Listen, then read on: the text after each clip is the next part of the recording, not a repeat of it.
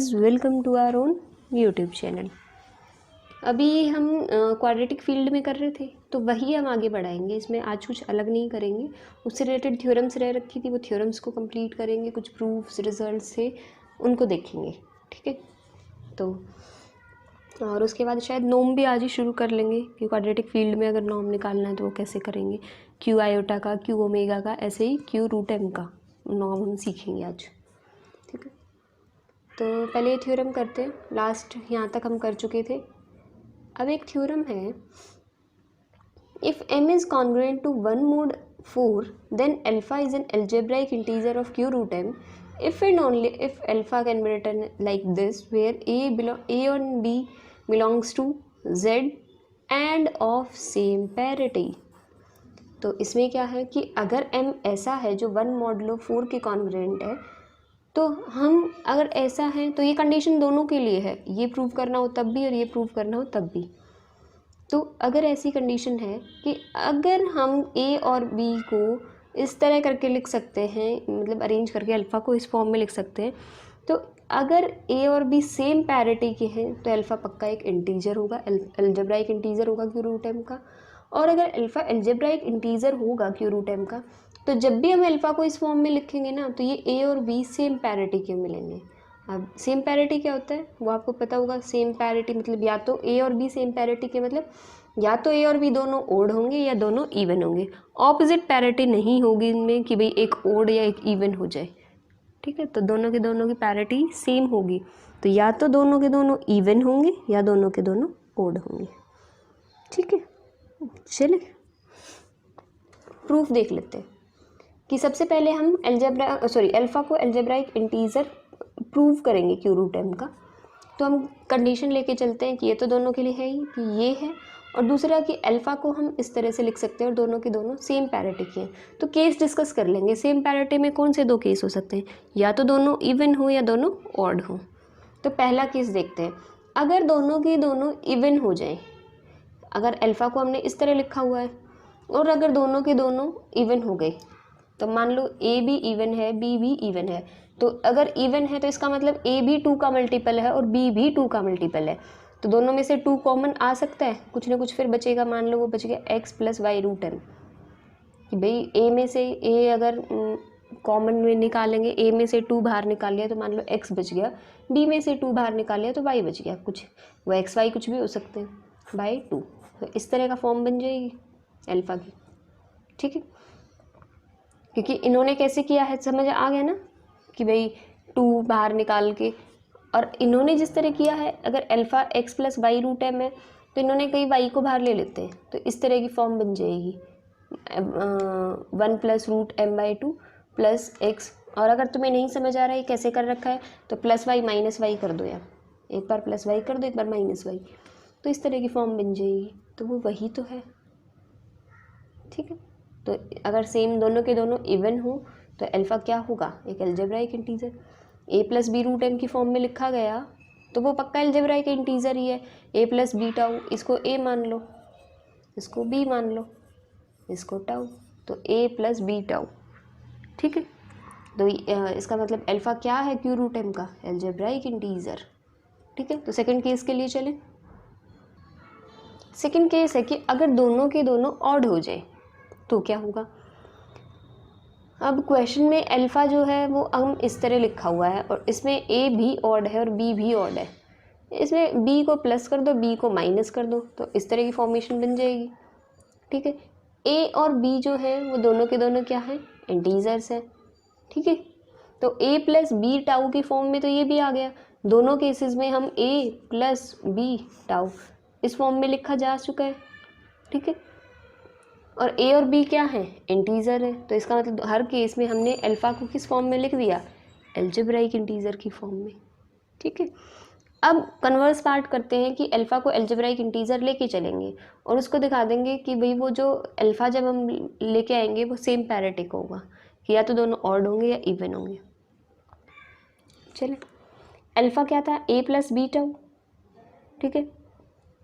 Tau की value put की गई है 1 + रूट एम बाई 2, ठीक है। ये 1 + रूट एम बाई 2 क्यों पुट कर रहे हैं वो समझ आ रहा है ना, क्योंकि m किसके कॉन्ग्रुएंट है, 1 mod 4 के, इसलिए हम कहीं भी रूट एम नहीं लगा रहे हैं, क्योंकि अगर 2 और 3 के कॉन्ग्रुएंट होता है तो हम रूट एम रखते हैं टाउ की value.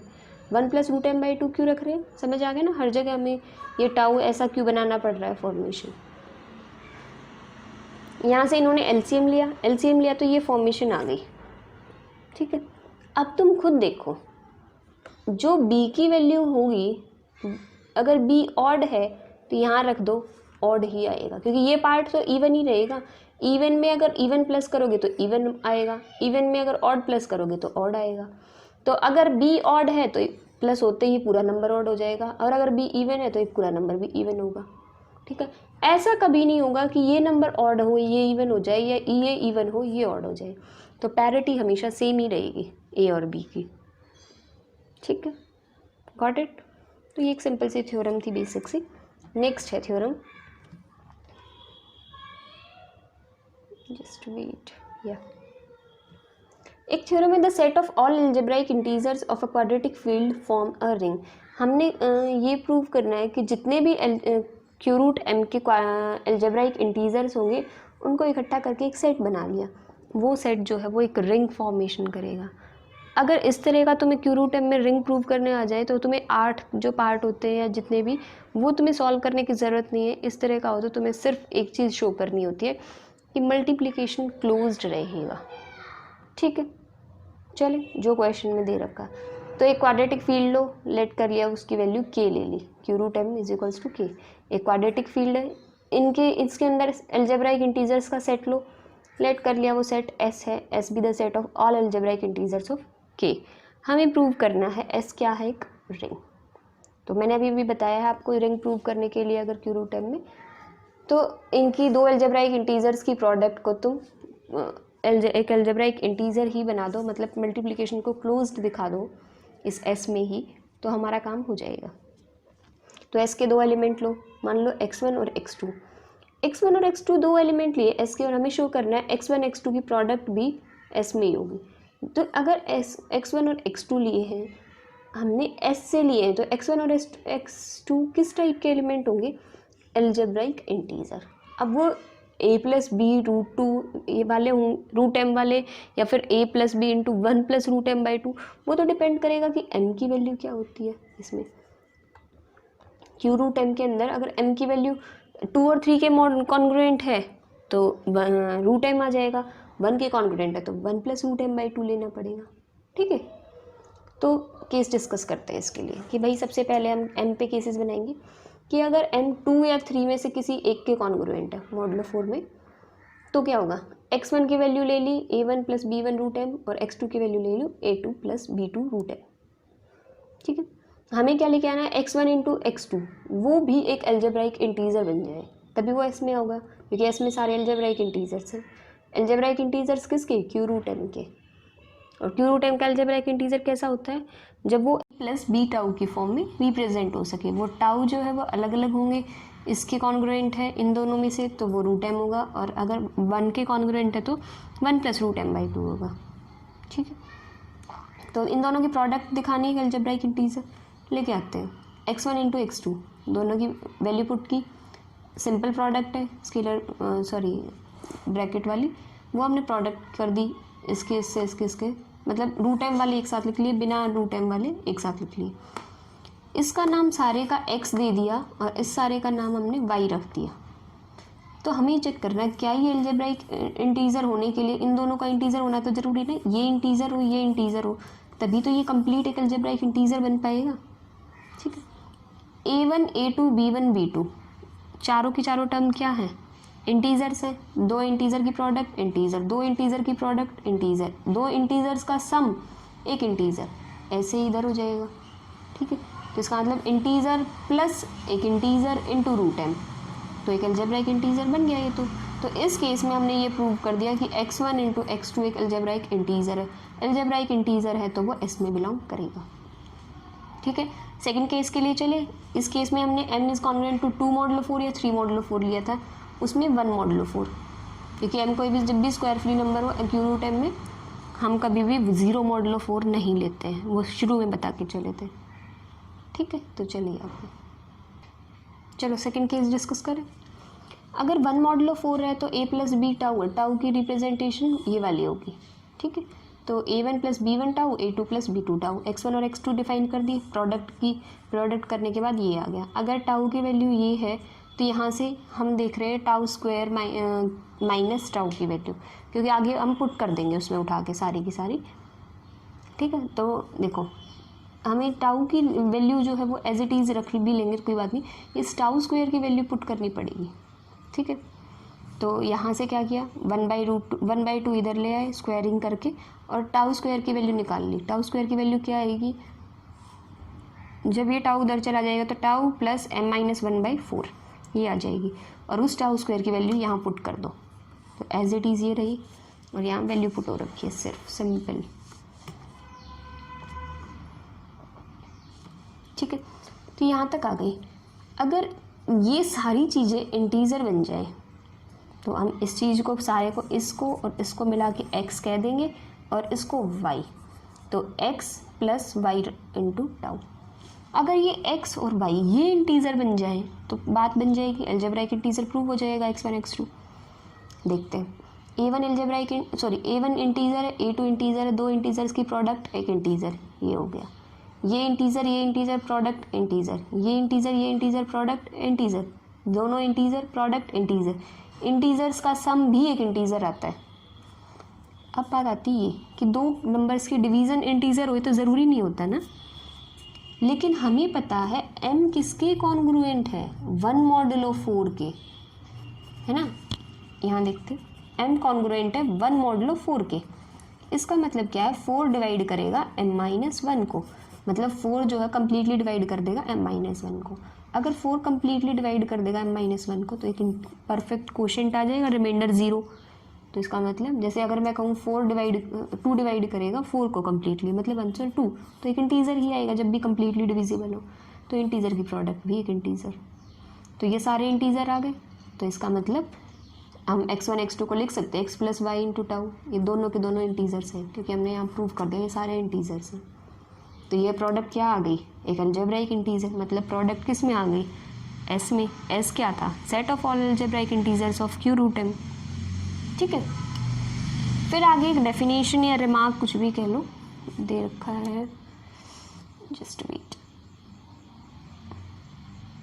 I think complete notebook is visible to you, yes. देखो इन्होंने प्रोडक्ट डिफाइन कर रखी है, अगर दो अलजेब्राइक इंटीजर्स आपको गिवन है, बीटा जो है नॉन ज़ीरो है, तो जब भी तुम अल्फ़ा को बीटा से डिवाइड करोगे तो एक और अलजेब्राइक इंटीजर एग्जिस्ट करेगा, such that alpha is equals to beta into gamma, ये एग्जिस्ट करेगा, ठीक है। ऐसे यूनिटी में करते थे, ये चीज़ तुम्हें बता रखी है। कोई भी अलजेब्राइक इंटीजर अल्फ़ा है, अगर तुम उसे यूनिटी कह रहे हो इसका मतलब क्या है, वो 1 को डिवाइड कर रही है, और कोई भी नंबर 1 को डिवाइड कर रहा है इसका मतलब एक अलजेब्राइक इंटीजर बचेगा। मान लो बीटा कह दी तो कि दो की प्रोडक्ट हम इक्वल्स टू 1। नेक्स्ट है product of 2 unities of a quadratic field is a unity. ये तुमने बहुत बार पढ़ लिया, प्रोडक्ट ऑफ 2 यूनिटीज़ इज अगर आए तो कौन सा करना है, ये देखना है तुम्हें। Product of 2 unities of Q iota है, product of 2 unities of Q omega है, product of 2 unities of Q root M है, इज अ यूनिटी। तीनों अलग थ्योरम है, ये 3 थ्योरम आ चुकी है same. Product of 2 unities is a unity again. तो वो डिपेंड करता है कि यहाँ क्या लिखा हुआ, यहाँ लिखा हुआ ऑफ अ क्वाड्रेटिक फील्ड, उसमें है Q आयोटा, इसमें आगे पीछे वाले में पढ़ा था Q ओमेगा, यहाँ है Q रूट M। तो दो यूनिटीज़ लेके चलो, लेट कर लिया अल्फ़ा 1 और अल्फ़ा 2 दो यूनिटीज़ हैं, तो इनके लिए इसका मतलब दो अलजेब्राइक यूनिटीज़ है तो 1 को डिवाइड करेंगी, 1 को डिवाइड करेंगे, इसका मतलब दो, इस डेफिनेशन से ही दो अलजेब्राइक इंटीजर मिलेंगे, अल्फ़ा 1 के लिए बीटा 1, अल्फ़ा 2 के लिए beta 2, such that 1 is equals to alpha 1 into beta 1 और 1 is equals to alpha 2 into beta 2, ठीक है। दोनों इक्वेशन को मल्टीप्लाई कर दो, क्या आ जाएगा, alpha 1 beta 1 into alpha 2 beta 2 is equals to 1। Rearrange करो, आगे दिखाते हैं, रुको। देखो मैं कह रही थी ना सिर्फ प्रोडक्ट की हुई है और रीअरेंज किया हुआ है। अल्फ़ा वाले एक साथ लिख लिए, बीटा वाले एक साथ। अब देखो बीटा 1 एक अलजेब्राइक इंटीजर था, बिल्कुल था, बीटा 2 भी था, बिल्कुल था। हमें पता है दो अलजेब्राइक इंटीजर्स को मल्टीप्लाई करोगे तब भी एक अलजेब्राइक इंटीजर मिलता है। तो इसका मतलब इस चीज़ के लिए हमें एक एल्जेब्राइक इंटीजर मिल गया जिसकी प्रोडक्ट अगर हम करें तो 1 आ रहा है, इसका मतलब अल्फ़ा 1 अल्फ़ा 2 क्या है, यूनिटी। ठीक है। नेक्स्ट भी एक वन लाइनर प्रूफ है कि यूनिटी का इन्वर्स भी एक यूनिटी ही आता है। लेट कर लिया अल्फ़ा यूनिटी है, तो हम कह देंगे कि भाई मान लो अल्फ़ा यूनिटी है, इसका मतलब अल्फ़ा जो है 1 को डिवाइड करेगा, 1 को डिवाइड करेगा मतलब 1 को हम alpha into sum algebraic integer लिख सकते हैं, ये भी एक एल्जेब्राइक इंटीजर है। अल्फ़ा बीटा अगर 1 है तो बीटा अल्फ़ा भी तो 1 होंगे, तो हम कह देंगे कि इस बीटा के लिए भी तो एक एल्जेब्राइक इंटीजर मिल रहा है जिनकी प्रोडक्ट 1 है, इसका मतलब क्या है, बीटा भी 1 को डिवाइड कर रहा है, बीटा 1 को डिवाइड कर रहा है मतलब बीटा यूनिटी होगी। तो हमने कही थी inverse of unity is a unity, तो हम कह देंगे अगर अल्फ़ा यूनिटी था तो अल्फ़ा का इन्वर्स बीटा है, वो भी एक यूनिटी है। ठीक है, तो ऊपर वाले से हमें इनसे इन्वर्स से और प्रोडक्ट से ये पता चल गया कि अल्फ़ा जो है सॉरी क्यू रूट एम में यूनिटीज़ जो हैं वो एक मल्टीप्लिकेटिव ग्रुप शो करती है। आगे हम मल्टीप्लिकेटिव फंक्शन भी प्रूव करेंगे नॉर्म को, जैसे आगे नॉर्म आएगा क्वाड्रेटिक फील्ड का, अभी करेंगे तो बहुत लंबी थ्योरम हो जाएगी क्योंकि कल नॉर्म से रिलेटेड सारी थ्योरम कंप्लीट कर देंगे हम। ठीक है, क्योंकि नॉर्म भी आएगा, उसके बाद नॉर्म को हम ज़ीरो नॉन ज़ीरो भी दिखाएंगे, मल्टीप्लिकेटिव भी प्रूव करेंगे, ये भी दिखाएंगे किसी भी क्यू रूट एम के अंदर अलजेब्राइक इंटीजर का नॉर्म हमेशा एक इंटीजर आएगा। ठीक है, तो ये सारा पोर्शन हम कल कर लेंगे, तो आज के लिए यही छोड़ देते हैं इसको, क्योंकि नया टॉपिक भी शुरू करेंगे कल, फिर तुम्हें रिकैप्चुलेट कराना पड़ेगा, तो इससे अच्छा यहाँ तक कर लो, आज एक पोर्शन ख़त्म हो गया है यहाँ तक क्यू रूट एम का, फिर नॉर्म शुरू हो जाएगा। सो आज के लिए इतना ही। Thank you guys for watching my video. If you like it please like share and subscribe my channel. If you have any doubt, any query, you can message me on Instagram or ask your question in the comment section also. I will share my UPI ID, Gmail ID and my Instagram ID in the description box. Thank you guys.